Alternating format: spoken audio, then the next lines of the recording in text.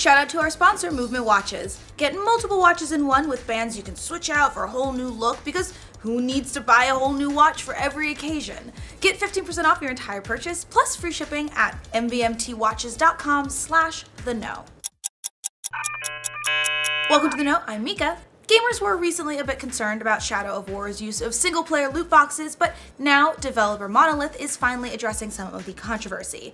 In a new interview with Eurogamer, design director Bob Roberts defended the way the company implemented the loot boxes, stressing that they were designed separately so that players would have fun without any loot boxes at all. He said, "We do a ton of playtesting and make sure it's tuned to a setting where people can enjoy it. We kept all the loot boxes and the economy of real-world money turned off in playtesting, so we know we are balancing around an experience which is rewarding without any of that stuff." As for whether or not the loot boxes should exist at all, Robert said, "It's frankly complicated. That should maybe be reassuring to fans who are looking forward to the game, and hopefully it's not another NBA 2K18 situation."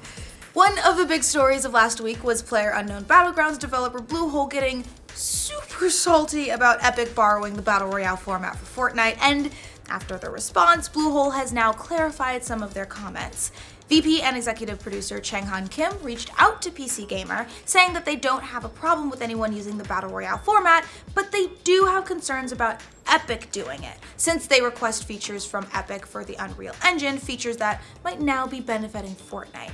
Kim said, "We're going to get some technical support from Epic, and we're going to work with them to make sure Unreal Engine better supports Battle Royale gameplay, which requires 100 people in one session, and now we're starting to have concerns that they're going to develop new features or improve something in the engine to support that Battle Royale gameplay, and then use it for their own game mode." He also went on to say that Epic using PUBG in their press materials for Fortnite might also have given some players the feeling that Bluehole was officially endorsing Fortnite, which clearly is not the case.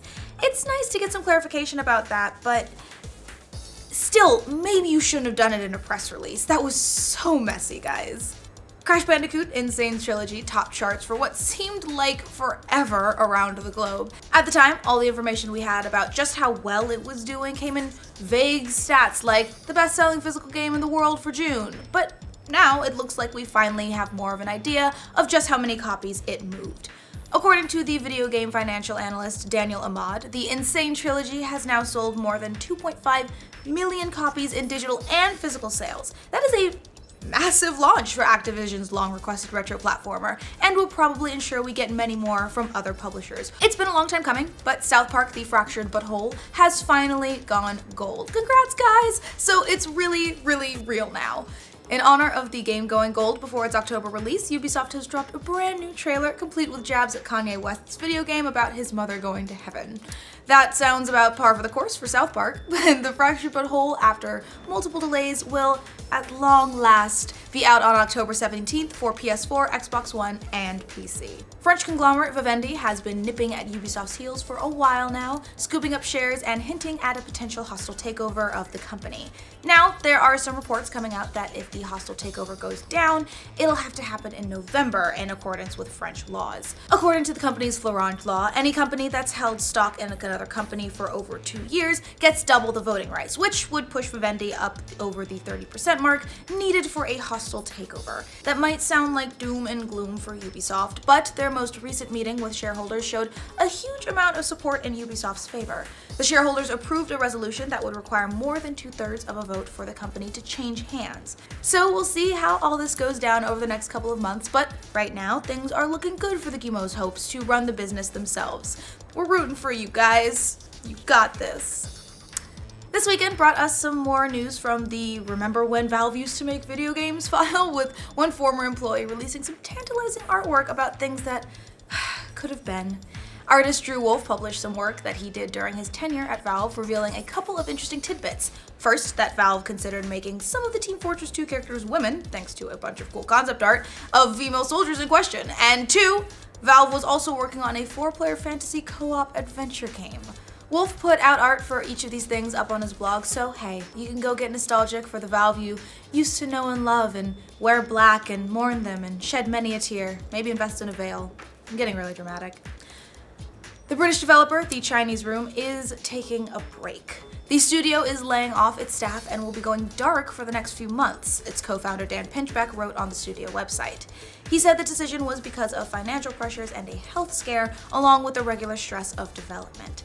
Pinchbeck wrote, "It was time to take a break, recharge, recover, and have a good think about the future." The studio that made Everybody's Gone to the Rapture and the Half-Life 2 mod Dear Esther has 2 more games in the works, the 13th Interior and Little Orpheus. But Pinchbeck assured fans that those titles will still release. He wrote, "Is it the end of the Chinese room? No, I don't think so. But it's the end of a chapter, and we hope you can all be patient with us whilst we figure out what happens next." Development for Final Fantasy XV isn't going to end anytime soon. Square Enix will continue making content for the game through the next year, according to director Hajime Tabata. The reason? Tabata says they've gotten lots of requests from fans to keep adding to the story. Originally, the upcoming DLC episode Ignis was supposed to be the last piece of new content for the game, but that's now obviously been extended. Tabata said the goal of the additional DLC is to strengthen the parts of the story that don't have an explanation. Cool. Now could you fix chapter 13 while you're at it? Come on, guys. There are just so many hallways. But you know what? I'll take a Luna story. Just give her a new dress. She deserves a better wardrobe. Did you know there was going to be an open world reboot of Pilot Wings? Yep, the game was in development for the Wii from a studio called Factor 5, which made games like Star Wars Rogue Squadron on the GameCube. The studio's idea for Pilot Wings was to reboot it and make it open world using the Wii's motion controllers and even a pair of glasses that use some basic VR technology. That sounds awesome. The project eventually got cancelled, sadly, but YouTuber Liam Robertson recently showed off footage of the game for his Unseen 64 video series with Did You Know Gaming, along with an interview with one of the studio's executives. So yeah, the game never came out, but it's one of those interesting, cool what-if stories, and who knows, with VR maybe we'll get like actual Pilot Wings, and that's just called a flight simulator. Just kidding. It looks like The Last Jedi is officially finished and in the can. Director Rian Johnson made the announcement in an Instagram selfie along with his post-production crew and a sign that said, "Finish." He captioned the photo by writing, "And that's a wrap on the hardest working post-production team in the galaxy. Going to miss sitting in dark rooms with these goobers."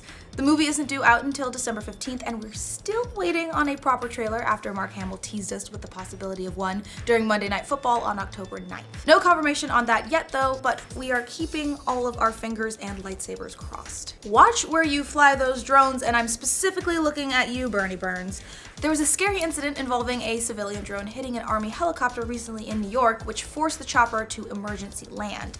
The incident occurred last week in a residential neighborhood in Staten Island after the drone hit the helicopter and damaged its rotor blades.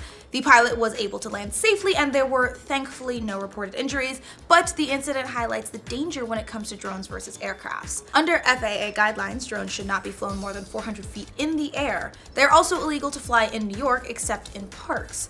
The NYPD and the military are investigating the helicopter drone crash, but they haven't made any arrests. Let's hope it wasn't Bernie just crashing another one of his children into a wall, but this time it was a helicopter.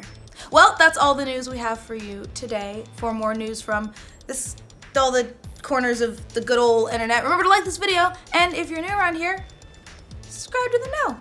Thanks to Movement Watches for sponsoring this update. Now is the time to step up your watch game. Movement Watches are made with versatility in mind because you don't want to buy a whole new watch for every occasion, right? Wearing brown shoes? We'll just switch out your metal band for a brown leather band. Bam, whole new watch. I went with rose gold and pink band because it's like kind of being an adult but also super girly and cute. I really like it. Makes people think that I'm mature when I'm not. Watches start at just $95, plus you can get 15% off your entire purchase along with free shipping when you go to mvmtwatches.com/theknow.